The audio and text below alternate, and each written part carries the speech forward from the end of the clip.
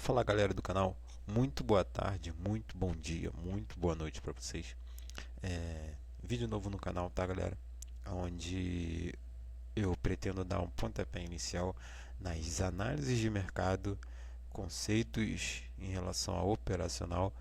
Por exemplo, eu utilizo o operacional hoje de SMC barra Wyckoff. Eu utilizo SMC juntamente com o Wyckoff. E também utilizo um pouco de price action, mas vou ser franco que o price action eu uso bem pouco, tá? Price action eu uso bem pouco. Eu utilizo mais SMC e o Wyckoff. Então, pessoal, o intuito do canal vai ser em si trazer análises sobre mercado financeiro e um pouco de rotina, um pouco de mentalidade, um pouco de como a gente em si consegue estar trazendo uma rotina de análise, trazendo uma rotina de visualização de mercado com mais intencionalidade e com mais racionais em cima de todo o contexto e não fazendo uma montanha russa, vai para cima, vai para baixo, nada a ver. Então, eu pretendo trazer isso aí para vocês, tá? Com base com base em si contextual em SMC e Wyckoff, com base em análise, não com coisas que eu acho da minha cabeça, tá? Tudo com base contextual e sim trazendo uma boa visualização de preço para vocês e vamos estar aí somando força. Então, pessoal, eu tinha aqui atrás uma análise, né, na qual eu fiz do Bitcoin, que ele estava chegando em regiões de liquidez na qual para mim ele iria fazer toda uma queda. Só que ele fez pequenas correções, no caso fez, ó, essa correção aqui, ele tinha criado para mim uma estrutura de, no caso, uma estrutura de distribuição, não, uma estrutura de reacumulação, foi subindo, foi subindo, foi subindo. Só que ele mostrou tanto força de oferta quanto força de demanda. Tanto que assim que ele veio capturar essa região aqui, ó, que a gente tinha liquidez nessa região aqui, ele demonstrou uma pressão de oferta. Ele demonstrou uma pressão de oferta. Só que ele tinha essas regiões aqui acima ainda para mitigar. No caso, liquidez. Ele tinha essas regiões de liquidez para mitigar. Então a minha análise foi em base de que ele poderia mitigar essa região e cair, poderia mitigar essa região e cair. Quando ele não mitigou essas duas regiões e caiu, eu fiquei visando essa última região de liquidez. Por quê? Eu fiquei visualizando vendas e não tanto assim compras para o Bitcoin. Porque a gente sabe que ele está nessa queda. A gente anda vendo ele nessa queda. E tanto que a subida dele não foi uma subida que a gente possa dizer forte, né? Não foi uma subida intencional, foi uma subida arrastada. A gente pode ver que o preço foi subindo, caindo, subindo e caindo, subindo e caindo, subindo e caindo. Ou seja, não me mostrou aquela intencionalidade igual ele fez aqui, ó. Ele fez aqui um movimento de intencionalidade, um movimento no ângulo de 90 graus. Isso sim demonstra intencionalidade de compra. Isso sim demonstra intencionalidade de continuidade de alta, no caso. Só que ele não veio trabalhando isso e ele fez, né, um movimento que não demonstra intencionalidade, que seria esse, perto de uma região de liquidez, que seria essa aqui. Ou seja, como eu estava falando no início do vídeo, contexto. A gente tem uma região, de oferta. Primeiro ponto, uma região de oferta com grande possibilidade do preço cair. Não é que o preço vá cair, Vamos deixar isso muito bem claro.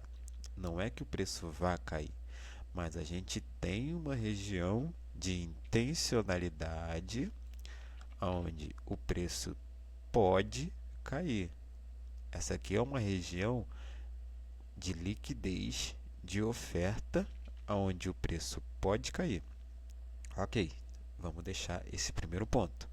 Segundo ponto, a gente tem o preço subindo de forma arrastada.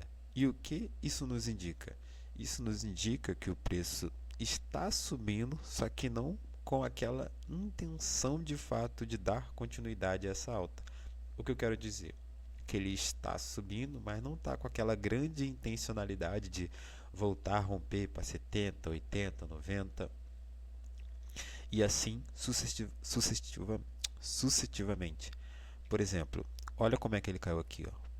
Olha essa intencionalidade. Olha toda essa intencionalidade. Ele basicamente, cadê? Deixa eu ver.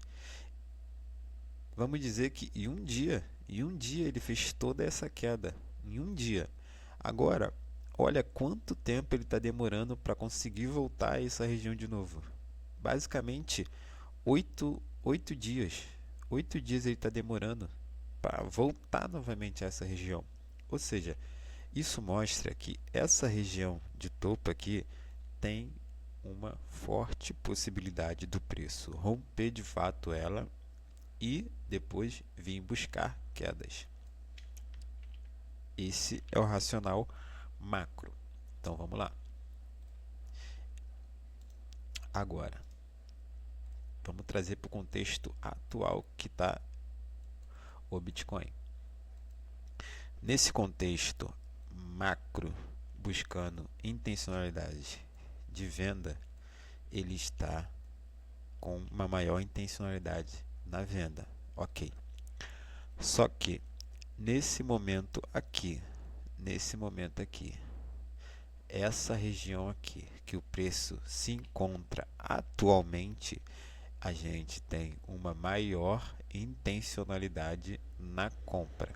Então, por que eu falei para vocês que quero trazer contexto e quero trazer um racional em cima de todo o gráfico?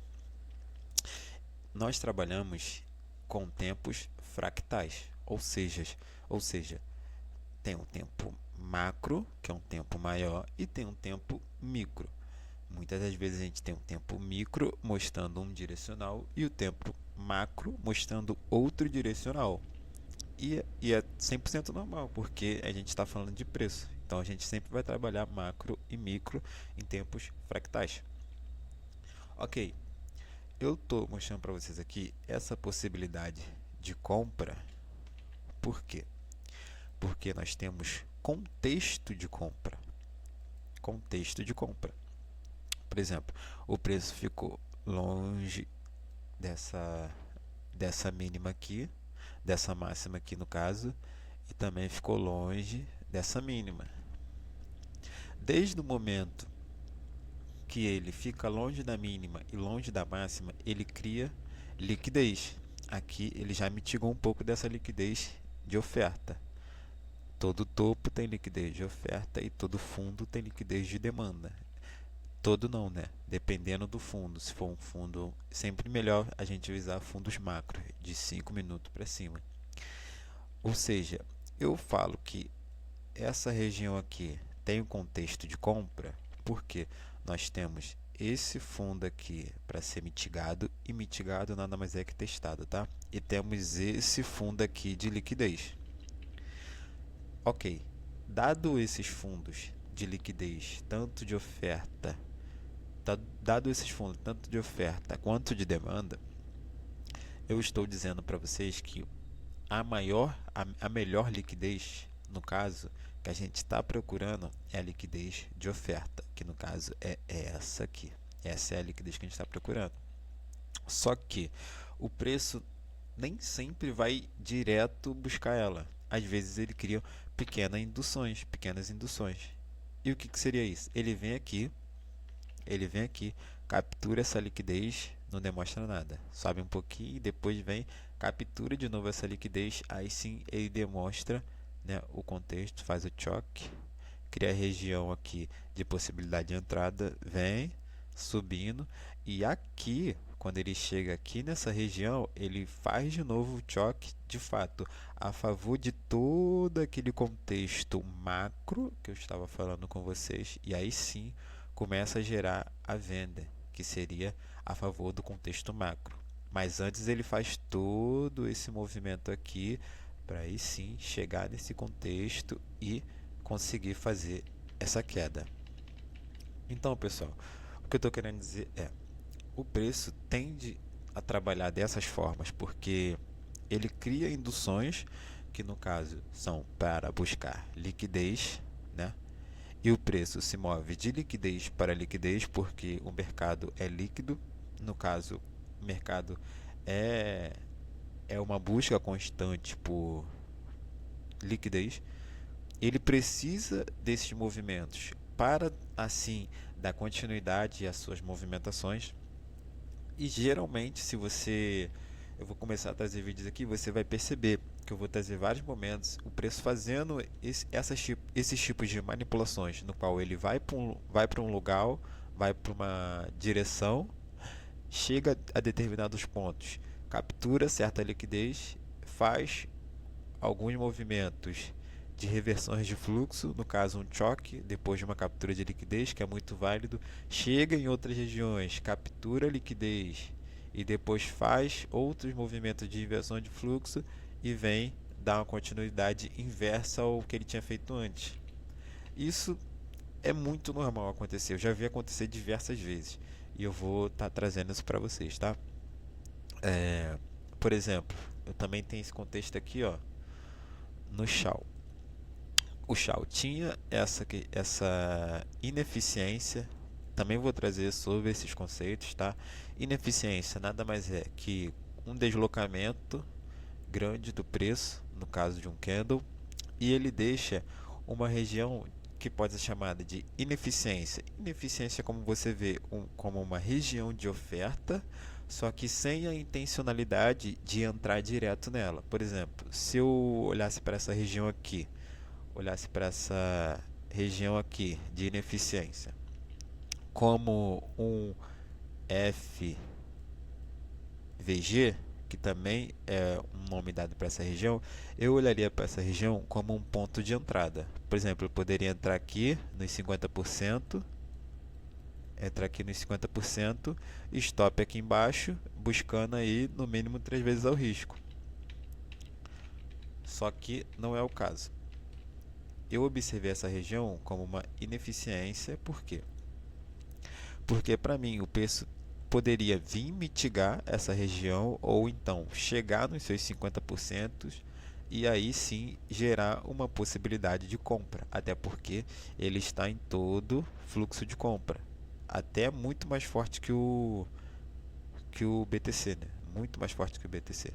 E eu também tinha esse contexto aqui, ó, no qual ele fez. Eu tinha esse contexto aqui, ó, é o que eu estou falando com vocês. Ele criou a região válida de liquidez, que no caso foi essa aqui, ó, ele veio mitigar essa região, veio testar e logo em seguida eu queria que ele fizesse essa estrutura de continuidade, que é o POI, e ele fez aqui, ó, o POI ele fez aqui. Só que veio testar muito, muito fraquinho, mas ele fez aqui o choque, 1, 2, 3, fechou aqui, ó, 1, 2, 3, puxa forte para baixo, captura o fundo, puxa forte para cima, cria a estrutura de inversão de fluxo. Veio testar o choque, não rompeu o fundo e foi embora para cima.